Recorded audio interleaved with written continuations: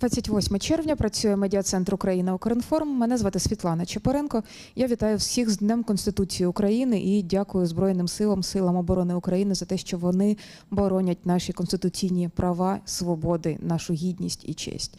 А зараз ми будемо говорити про початок переговорів про вступ України до ЄС та останні рішення ПАРЕ. І з нами на зв'язку Євгенія Кравчук, членкиня постійної парламентської делегації в ПАРЕ, заступниця голови комітету з питань гуманітарної та інформаційної політики. Пані Євгенія, вітаю вас. Пані Євгенія, чуєте нас? Yes, I can hear you. I don't know what language to speak. Я чую вас, не знаю, якою мовою говорити, тому що я чую... Ukrainian or in English? Пані Євгенія, можете говорити українською, зараз наша Well, you can speak English. A technical team is going to correct this mistake. Yeah, I warned you. So, the Parliamentary Assembly of Council of Europe, during their meeting on the 26th of June, has approved 3 resolutions related to Ukraine. So let's talk about the legal aspects of Russian aggression. We're curious, how does it bring us closer to establishment of the tribunal and recognition of Russia as a terrorist state by the world? Well, in fact, the Parliamentary Assembly of Council of Europe recommends creating the tribunal by signing an agreement between the countries, between the 46 member states of the Council of Europe. So it's a way broader organization than the European Union, with an option to have other countries join this list, just like it was created with other tribunal when the Council of Europe has created another register, which was joined by G7 countries, but United States, Canada, and Japan, everybody put their signatures there. So it doesn't mean that we're only limited to those 46 countries. The number may grow. It's clear that the PSC does not adopt all those resolutions, but they work as recommendations for the cabinets of ministers. So and on top of that, it will be a new task for the new Secretary General. On Tuesday, the Parliamentary Assembly has elected Alain Berset, the former Secretary General of Swiss Confederation, who will start his term in September, and it will be his task to define how we will be moving forward with this new tribunal establishment. And we appreciate the work of all of the task forces, including Anton Karnezhis, the special representative of the MFA of Ukraine, who spends a lot of time with partner states, a lot of meetings related to this tribunal, and it's clear that that a tribunal may be established in The Hague, because the Netherlands announced previous years that they are ready to be a country for this special tribunal. Yet another important resolution is related to the sanctions. Can you please tell us what is the role of this resolution? Can we expect those sanctions about Russia against Russian Federation to be expanded? Well, this resolution has a pressure effect. It contains a list of what is not contained in other sanction packages. We've seen the 14th package of EU sanctions that came up just recently, and certain part of the decisions are already taken. For example, the ones related to the transit of liquefied gas. But it's not enough, because the EU countries continue importing the liquefied gas. And just a couple of months ago, there was an information surfacing that Russia went ahead of the United States in terms of exports of liquefied gas to EU, and General Assembly recommended to fully reject import of liquefied gas from Russian Federation. Yet another thing is a shadow fleet. Russia uses the tankers of other countries under other countries' flags to export its oil and petroleum products to circumvent the sanctions, so it should be solved too as a problem. And what is of concern to us as Ukrainians who live under missile strikes all the time is that we keep finding the microchips in those destroyed missiles, which were imported from the Western countries like United States, European Union, Great Britain. So this option of procurement of components through the third countries to be used in the missiles that are targeting Ukraine. So Parliamentary Assembly recommends to fully eliminate such an opportunity for Russia. And one of the recommendations is to establish the register of the companies that help Russia to evade the sanctions.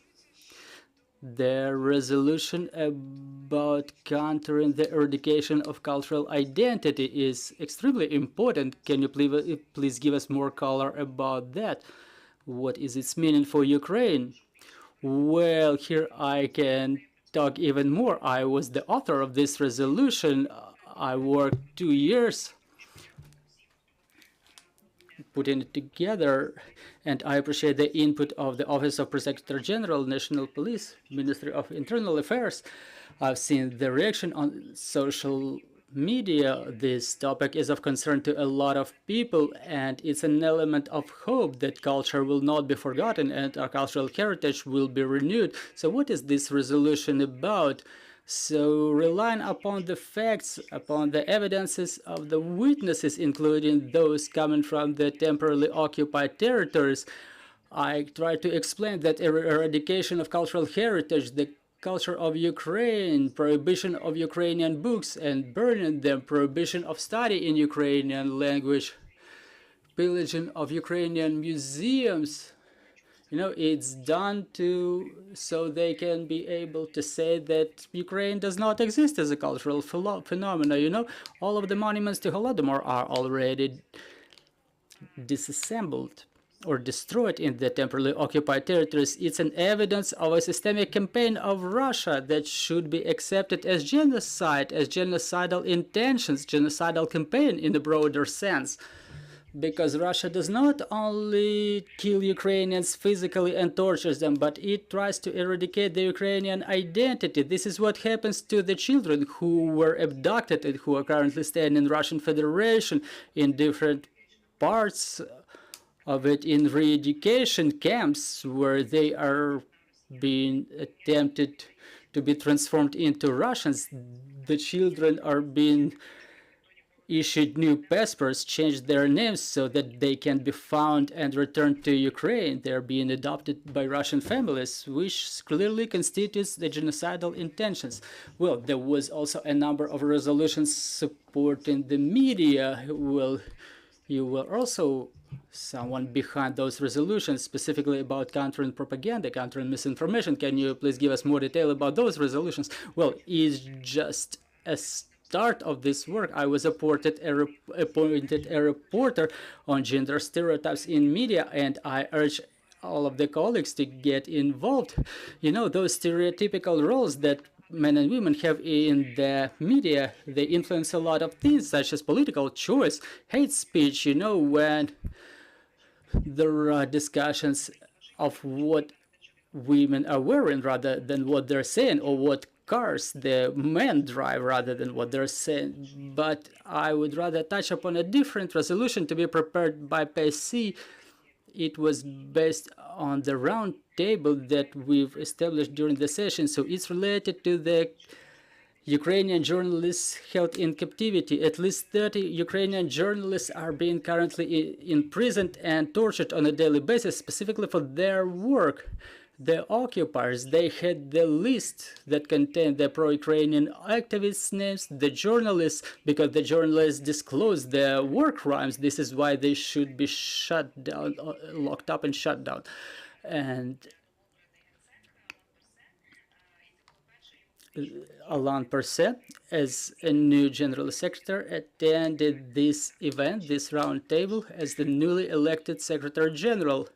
And right now, I was present at the meeting of the Bureau of PSC, which decided to support the application for resolution that I've submitted together with the Liberal Alliance to prepare a resolution about the imprisoned Ukrainian journalists and search for the legal mechanisms to set them free. So such resolution will be prepared by the Committee of Culture and Science of PSC.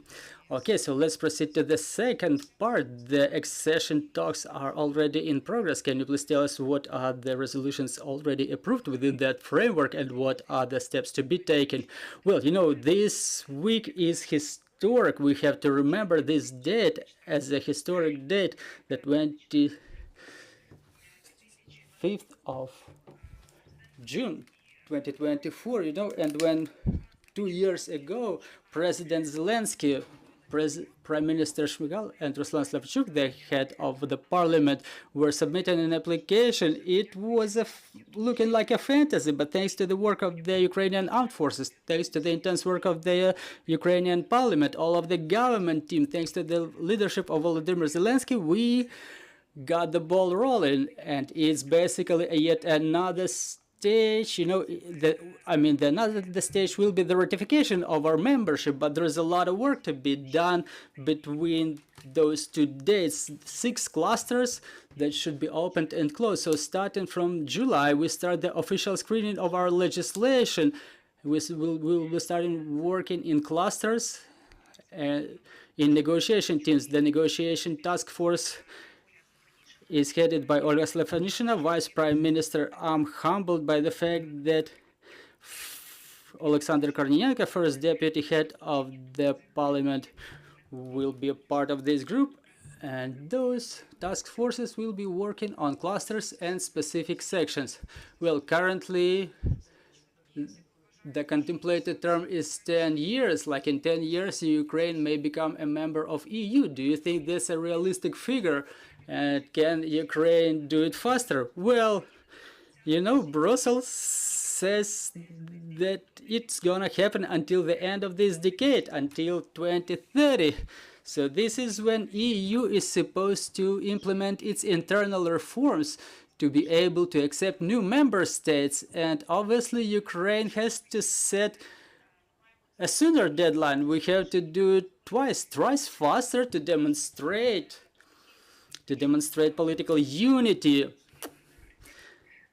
because for many countries, specifically in the Western Balkans, due to the fact that we were waiting for the negotiations to be opened for a long time, the level of support of EU has decreased. Our level of support is more than 80%, 83, 86%, and this is what's going to motivate the politicians to work faster and to take necessary decisions. Hungary proposed their conditions for Ukraine for its accession to EU, quite controversial conditions. And what will be the reaction of Ukraine?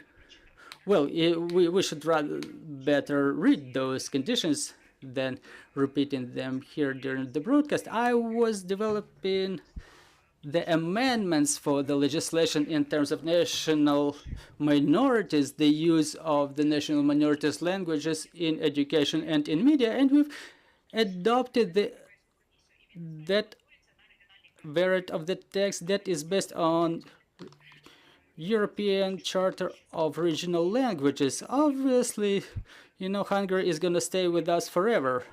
I mean, as long as we are not yet a part of European Union, and as soon as we join, the first grants for cultural diversity will be provided. Will be open to negotiation and cooperation with the ethnic communities, national minorities who are the citizens of Ukraine, who fight for their country in the front lines too. Well, thank you, Ms. Yevheniia. Let me ask the journalists if they have any questions from the floor. Well, now that we don't have any questions from the floor, thank you very much for your answers, for your comprehensive explanation, and I wish you have fruitful work in PACE. So once again, happy Constitution Day to everybody. Glory to Ukraine. Stay tuned.